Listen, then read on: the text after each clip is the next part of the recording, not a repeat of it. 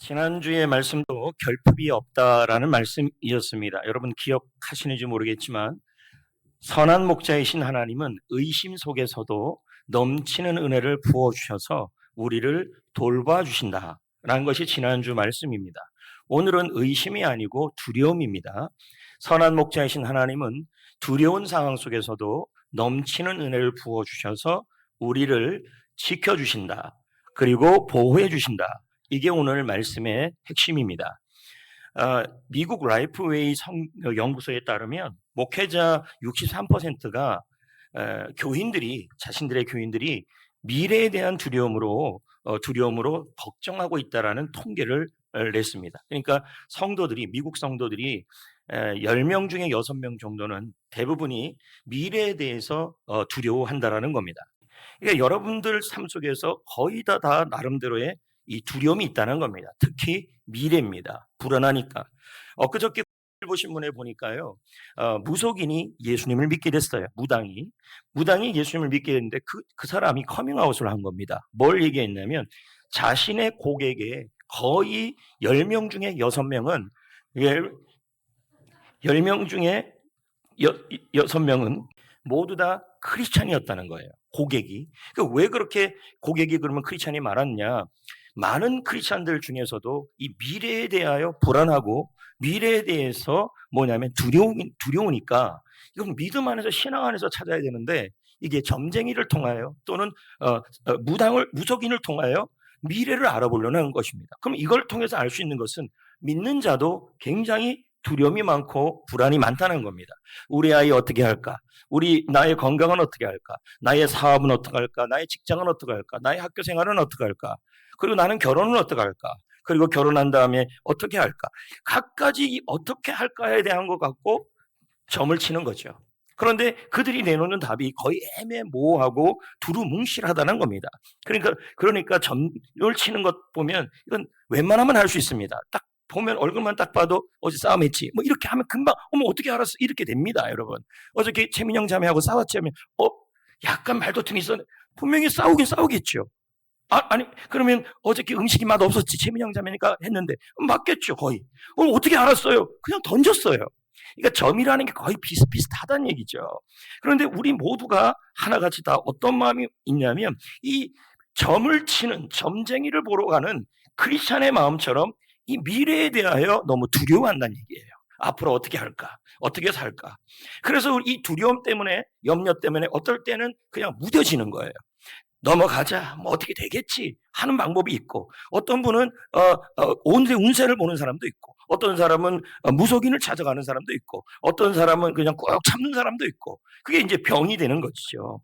그럼에도 불구하고 오늘 다윗은 자기 스스로도 불안한 상황 속에 있고 두려워하는 상황 속에 있는데, 다윗 스스로도 뭐라고 얘기하고 있냐면 내 잔이 넘치나이다 이렇게 고백을 하고 있는 거예요.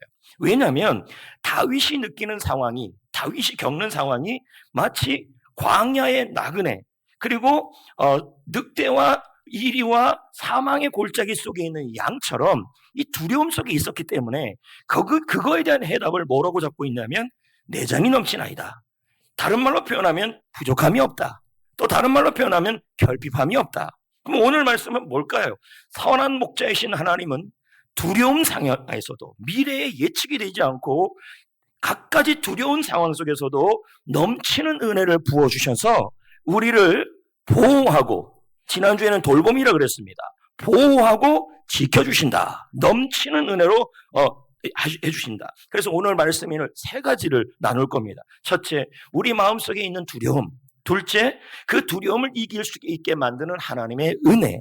세 번째는 뭐냐면 그 넘치는 은혜로 미래의 두려움 속에서도, 현실의 두려움 속에서도 승리하는 삶, 이렇게 나눌 수 있다는 겁니다. 그럼 본문 4절을 읽어보겠습니다. 다 같이요. 시작. 내가 사망의 음침한 골짜기로 다닐지라도 해를 두려워하지 않을 것은 주께서 나와 함께 하심이라. 여러분, 사망의 음침한 골짜기는 그 길을 가다 보면요, 무슨 일이 일어날지 몰라요. 미래 예측이 안 되는 거죠. 그러니까 두려운 거죠. 오늘날 대한민국의 상황도 그렇지 않습니까? 지금 이 현재의 상황에 무슨 예측을 할 수 있겠습니까? 두렵지요. 사망의 골짜기를 지나는 것 같겠죠. 여러분의 가정이 그럴 수도 있고, 여러분의 인생이 그럴 수도 있고, 여러분의 건강이 그럴 수도 있고, 여러분 모두가 이런 상황이 있다 할지라도 지금 뭐라고 얘기하고 있냐면 두려워하지 않을 수가 있다라는 거예요. 걱정하지 않을 수 있다라는 거예요. 그게 뭐냐면 주께서 나와 함께 하심이라, 이렇게 지금 말씀하고 있는 겁니다. 그런데 우리는 대부분 두려워하고 있다라는 거예요. 여러분, 마틴 루터 킹 목사님이 뭐라고 얘기를 하냐면요, 여러분이 두려움 속에 살아가면, 미래에 대한 두려움, 환경에 대한 두려움, 사람에 대한 두려움, 이 두려움 속에 살아가면 나의 삶이 반쪽짜리 인생이 된다는 거예요. 반쪽짜리 인생이 된다는 말은 인생의 완성도가 떨어진다는 얘기죠. 행복하지 못한다는 얘기죠. 그래서 어제 읽은 책에 보니까요, 완벽이라는 것은 어떠한 것을 완전하게 해내는 것이 아니라, 완벽이라는 것은 그 일의 과정을 잘 해가면서 오는 그 만족감이 완벽이라고 책에서 그렇게 나오더라고요. 그렇다면 여러분, 지금 여러분은 완벽한 삶이나 완전한 삶에 대한 집중을 하는 것이 아니라 현재 이 사망의 골짜기 같은 두려운 현실의 이 과정 속에서 하나님과 더불어, 하나님의 은혜와 더불어 만족할 수 있다면 여러분은 반쪽짜리 인생이 아니라 완전한 인생이 될 수 있다는 말입니다. 근데 여러분, 여기서 보면요, 지난주에도 말씀드렸지만 그 두려움을 겪는 대상이 광야에서는 나그네, 그리고 양의 입장에서는 늑대와 사자와 그리고 사망의 골짜기가 되는 겁니다. 그럼 한번 보자는 것이요. 나그네가 광야를 지나고 왔는데 그 길을 지날 때 어떠한 두려움이 있냐면, 그 광야를 지날 때마다 어떻게 환경이 바뀔지를 모르고 어떤 일이 일어날지를 모르니 이 나그네는 현실과 미래에 대한 두려움이 있다는 거예요. 자기 인생에 대한. 예를 들면 우리는 이런 광야가 있지 않겠습니까? 물가가 올라가고 나라가 불안하고, 그리고 여러분들 일을 하고 있지만 혹시 지금 다니는 직장이 있어서 미래에 대한 소망과 희망을 갖고 있지만 그것 자체에서 불안한 모습이 있고 미래에 대한 모습이 있습니다. 그래서 한번 광야에 모래폭풍 한번 불어지키면 여러분의 직장 생활이 어떻게 될지 모르는 것이 다 두려움입니다. 거기다가 아픈 사람이 있을 수 있잖아요. 여러분, 나는 지금 건강한데 여러분은 건강하지 않을 수도 있고, 근데 이 건강하다는 상황에서도 언제 무슨 모래폭풍이 불지 모르는 상황이 우리의 현실이라는 겁니다. 그리고 양의 입장에서 한번 보자는 것입니다. 아까는 나그네. 그럼 양의 입장에서 두려움을 주는 것은 늑대와 사자입니다. 그리고 또 두려움을 주는 것은 사망의 골짜기가 되겠죠. 이런 두려움을 주는 것. 그러면 늑대와 사자, 그리고 험한 골짜기, 이 모든 것은 마음의 병일 수도 있고, 그리고 육신의 병일 수도 있고, 그리고 여러분의 직장 생활일 수도 있고, 여러분의 자녀 교육일 수도 있고, 특히 사망의 골짜기를 지날 때는 우리가 느끼는 것이 뭐냐면 두려움보다는 외로움이에요. 외로움 속에 내 옆에 하나도 없다라는 마음을 들 때 우리는 무슨 마음이 드냐면 외로움과 두려움이 드는 거죠.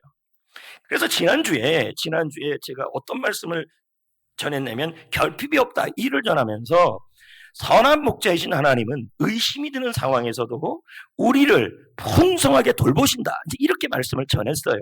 그러면 그때 질문을 3가지를 했어요.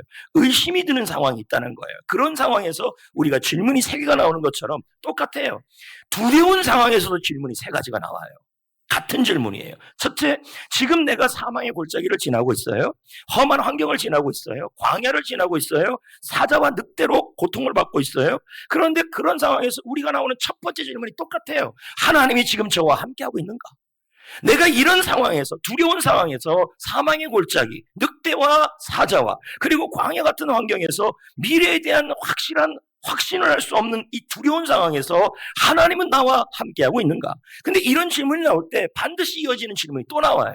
그것이 뭐냐면, 고통이 오래되면 될수록, 두려운 상황이 오래되면 될수록 우리 입에서 나오는 말이 뭐냐면, 내가 뭐 잘못한 게 있느냐, 내가 뭐 부족한 게 있느냐예요. 전부 내 탓 같아요. 반드시 그런 끝이 나옵니다.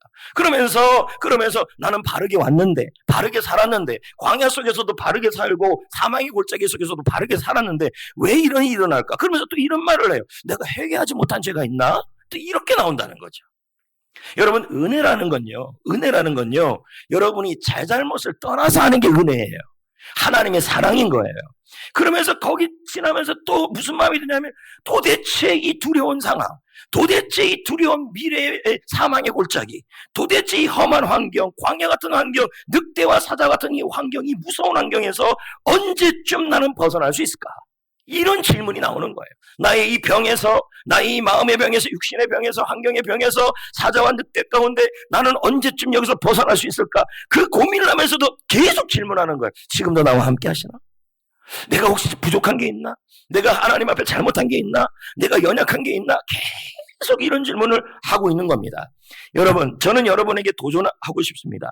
여러분이 가장 두려울 때 하나님은 가장 가까이에서 은혜를 주십니다. 믿으시면 아멘. 여러분 보십시다. 홍해바다 앞에서의 이스라엘, 그 뒤에서의 이집트의 군대. 그러면 여러분 굉장히 두려운 상황이에요. 굉장히 무서운 상황이에요. 그럼 이집트에서 나온 이스라엘 백성들이 이 세 가지 질문을 합니다. 두려움 앞에. 사람에 대한 두려움, 환경에 대한 두려움 앞에 미래가 예측이 안 됩니다. 죽을 수도 있는 상황 아닙니까? 그때 질문이 나오는 거예요. 이러한 홍해와 이러한 이집트 군대라는 이 두려운 상황에서도 하나님은 나와 함께 하고 있는가? 그러면서 말합니다. 나는 순종한다고 하고 왔는데 지금 왜 이런 두려운 일이 일어났지? 내가 혹시 잘못한 게 있는가? 내가 아직도 회개하지 못한 게 있는가? 아마 그랬을 수도 있다는 얘기죠. 그러면서 그들이 고백했을 고백이 뭐가 있습니까? 도대체 이 고난은 언제 끝나나? 이렇게 됐을 겁니다. 근데 여러분, 그들이 그런 의심을 하든지 아니면 그들이 그런 염려를 하든지 그때에도 구름 기둥, 불 기둥이 함께하고 있었어요. 믿으시길 축복합니다. 그들이 그 상황에서도 원망하고 염려하고 낙심하고 왜 나는 이거밖에 안 되냐고 하는 그때에도요, 하나님은 구름 기둥과 불 기둥으로 하나님의 은혜로 지키고 있었다는 얘기예요. 그걸 우리는 아셔야 돼요. 그래서 오전에 뭐라고 얘기합니까? 내 잔이 넘치나이다. 내 잔이 넘치나이다. 내 잔이 넘친다는 것은 뭐예요? 다른 것이 아닙니다. 은혜가 넘치겠다는 뜻이에요. 이 은혜에 대한 얘기가 어디서 나오냐면요, 요한복음 1장 16절에 나와요. 근데 이 말을 하신 분은 예수님이에요. 예수님이 뭐라고 그러냐면 나에게는 은혜가 있는데 그 은혜가 여러분에게도 은혜 위에 은혜이길 바란다. 여러분, 예수님이 이 땅에 요한복음 1장에 오셨을 때 우리를 바라봤을 그때는 언제냐면 우리가 죄인 되었을 때예요. 우리가 하나님과 원수 되었을 때예요. 우리가 연약했을 그때예요. 도무지 사랑받을 수 없는 그때예요. 그때 예수님은 뭐예요? 아무 사랑받을 수 없는 그분이 십자가에서 여러분을 위해 달려 돌아가심으로 말미암아 하나님의 은혜를, 하나님의 사랑을 확증해 주셨어요. 그리고 우리는 하나님의 자녀가 됐어요. 그렇지만 하나님의 자녀가 아닌 그때도 예수 그리스도 통해서 조건 없는 사랑을 부어주셨다면 하나님의 자녀가 된 이 땅 이런 상황에서 정말 하나님 이 두려운 상황에서 저와 함께 합니까? 제가 잘못한 게 많지 않습니까? 이 고난은 언제 끝납니까? 하나님의 자녀가 된 상황이라면 여러분 당연히 은혜 위에 은혜가 될 거라는 거예요.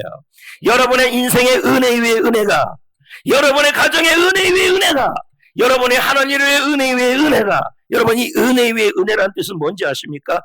은혜 대신 은혜라는 뜻이에요. 그럼 뭐예요? 지금 받았던 그 은혜 끝나면 새로운 은혜로 또 풍성하게 주시고 은혜 주시고 은혜 주시고 은혜 주시고, 그게 바로 은혜란 얘기예요. 여러분, 은혜는 여러 가지 의미가 있겠지만요, 지난주에도 제가 말씀드렸지만 은혜의 핵심은 조건이 없는 거예요. 그게 은혜예요. 예. 그러니까 여러분, 우리는 하나님의 자녀가 됐지요. 근데 하나님의 자녀가 됐고 양이 됐어요. 그럼에도 불구하고 잘못하는 경우들이 있어요. 예. 그래서 양이 헛된 길로 가고 잘못된 길로 가기도 해요. 근데 어떤 선한 목자가 잘못된 길을 가는 양을 버리겠냐는 거죠. 그렇지 않겠습니까? 자, 여기 다시 한번 보십시오. 지난주에 광야의 베두인 얘기를 했어요. 자, 그림에 보면요, 베두인이 텐트 속에, 광야에서 텐트 속에 있는데 나그네가 이렇게 와요. 그럼 나그네가 왔을 때 이 그림 물을 이렇게 쭉 따라주는 이 내용은 두 가지 의미가 있어요. 지난주에 살펴봤던 첫 번째, 당신이 광야를 지나와서 모든 것에 있어서 공급이 부족합니까? 내가 이 물을 채운다는 의미는 당신을 돌보겠다는 뜻이에요. 그래서 또 하나의 의미가 있어요. 돌보는 것만이 아니라 당신을 광야에서 보호해주겠다는 의미도 들어있는 거예요. 조건 없이. 그러면 여러분, 광야에 지나왔던 나그네가 그 베두인한테 해준 게 뭐가 있냐는 거죠. 없죠. 그러니까 베두인이 나그네에게 환대하는 것은 말 그대로 은혜예요. 그렇지 않습니까? 양은 어떻습니까? 여기 그림에 보면 양이 구유에서 물을 먹고 있어요. 그렇지 않습니까? 그럼 저 양이 항상 바른 길로 왔겠습니까? 어떨 때는 발을 헛디디고 어떨 때는 잘못된 길을 가고, 그러면서 저쪽 뒤쪽에는 늑대하고 사자가 엉엉대고, 이런 두려운 상황에서도 목자가 지금 양에게 물을 주고 있습니다. 넘치게. 그럼 두 가지죠. 뭐예요? 나는 앞으로도 계속 공급하겠다. 돌보겠다. 두 번째는 늑대가 있든 사자가 있든 험한 환경이 있든 나는 너를 지키겠다. 이 뜻이 들어있는 거예요. 오늘이 바로 그 뭐야? 두려움이니까 지키심이죠. 보호하심이죠. 여러분은 지금 무엇 때문에 두려워하냐는 거예요. 그러면서 자꾸만 뭐하냐면 공로의식이에요. 내가 잘못했으니까 이런 상황이 일어난다. 물론 그럴 수도 있겠죠. 그러나 은혜는 그것을 초월합니다.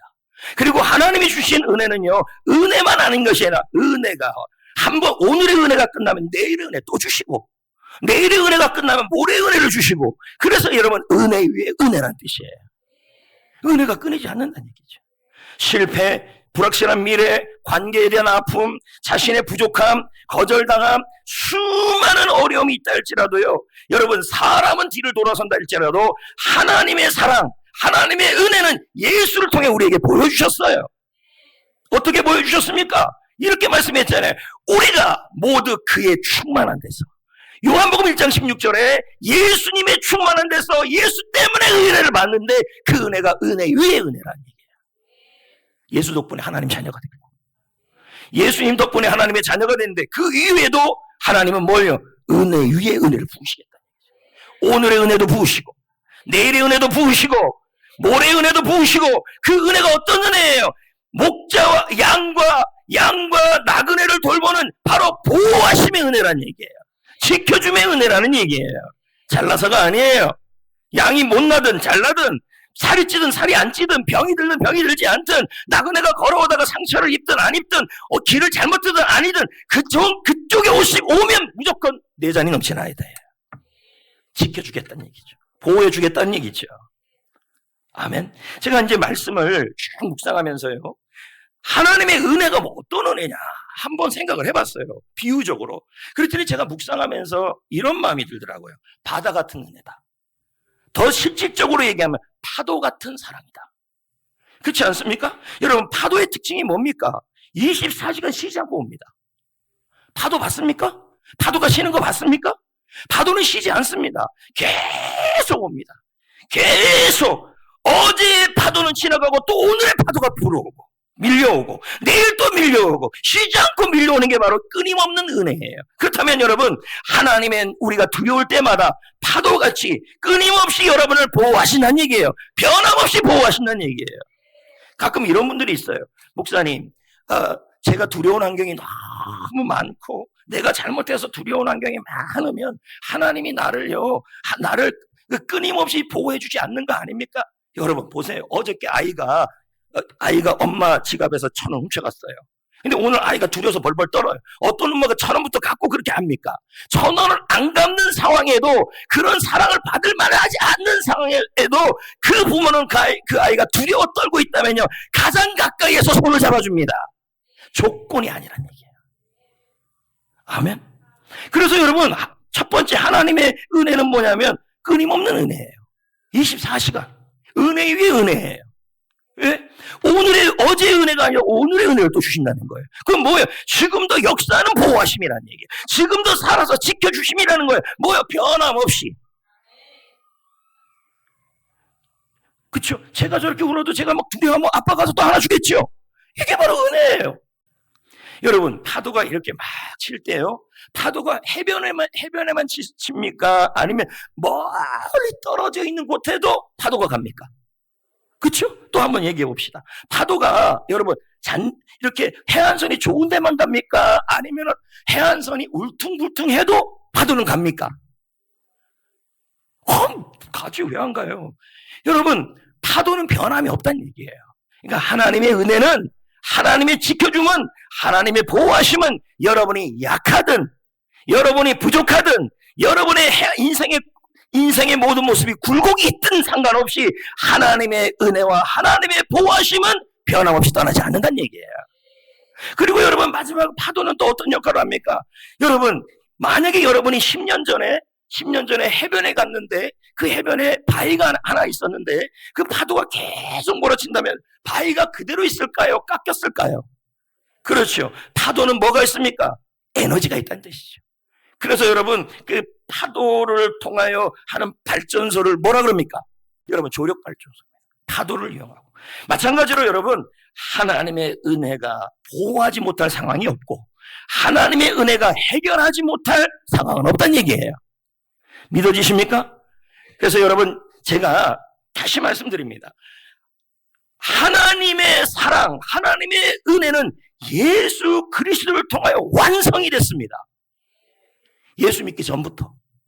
그리고 나서 우리가 예수 그리스도 믿으면 하나님의 자녀가 됐잖아요. 그럼 뭐예요? 조건 없어요. 그리고 여러분 풍성해요. 그리고 어떻게 해요? 끊임없어요. 그래서 어제가 아니라 오늘도 사랑하고 마치 여러분 가수 형 같아요. 어제 좋아했는데 오늘 더 사랑하고 내일 더 사랑한다잖아요. 그럼 여러분 하나님의 사랑은 그거보다 더 하시는 것입니다. 그래서 제가 묵상하다가 오늘도 여러분 묵상하다가 인생의 나그네처럼 광야에 있는 것처럼 그리고 양처럼 늑대와 사자를 통하여 그리고 사망의 골짜기를 통하여 인생의 광야를 통하여 미래가 예측이 안 되는 그 두려움 속에서도 하나님의 사랑은 내 잔이 넘치나이다. 하나님의 은혜가 넘치게 하신다는 얘기예요. 하나님이 지켜주신다는 거예요. 24시간 변함없이 조건 없이 은혜 위에 은혜로 지켜주신다는 얘기죠.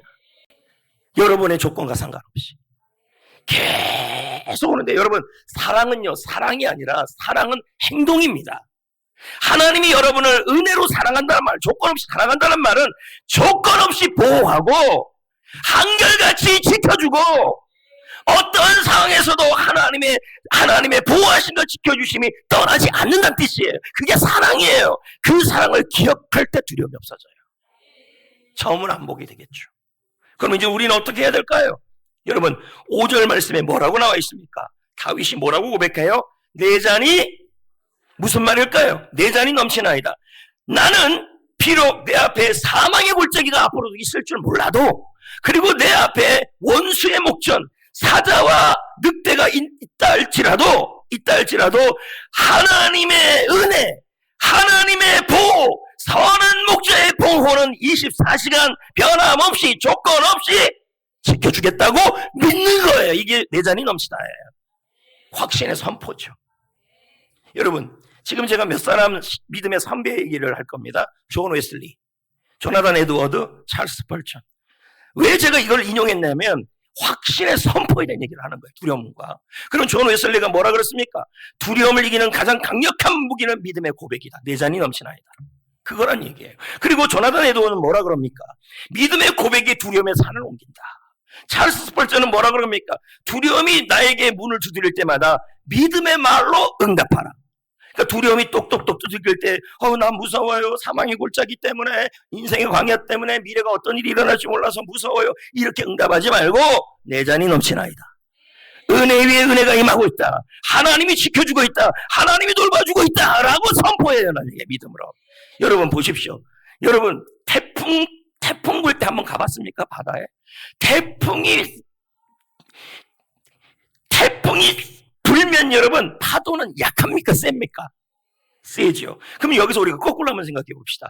인생의 태풍이 너무 세게 불러와서 미래의 예측을 할 수 없도록 두려울 때 여러분 그 가운데 하나님의 은혜의 파도는 더 강하게 불 줄 믿습니다.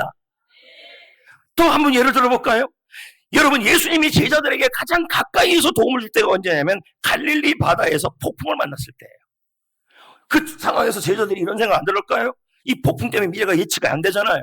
무섭잖아요. 두렵잖아요. 그리고 걱정되잖아요. 근데 여러분 그 폭풍 속에 주님이 걸어오시고 거기에 함께 하시고 폭풍 가운데 지켜주셨습니다. 그럼 뭡니까? 우리가 가장 인생이 폭풍우가 심할 때 미래에 대한 두려움이 가장 심할 때 여러분 패턴 바꾸셔야 돼요. 생각의 패턴을. 우리 하나님의 은혜가 임하고 있고 그 은혜가 변함없이 지키고 있다는 사실을 믿고 선포하셔야 돼요. 그것이 바로 우리가 살 길이에요.